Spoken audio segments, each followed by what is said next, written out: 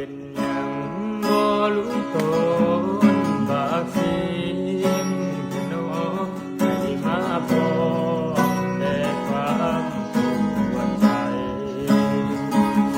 เป็นคนดีบ่เคยปุ่นหัวควายผู้ใดน้ำอายคือโจรบังไฟผู้พายปอบดำพญาแหวงตัวสาวกำแพงว่าอายตายบังเสียงมันตายแล้วบ่แม่นแนวสิมาตัวกัน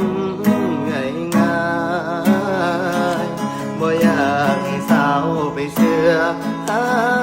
มผู้ใดคันแม่นตายสิจูดบังไฟขึ้นเทิงฟ้าเจ้าอย่าเฝ้าไปเสียน้ำตาถ้าอายกลับมาสิพาไปจูดบัง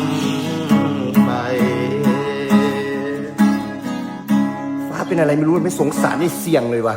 ไอ้เสียงมันเสียชีวิตเลยนะรู้หรือยังรู้แล้วครับจะพาไปจุดบั้งไฟนะร้องเพลงเลย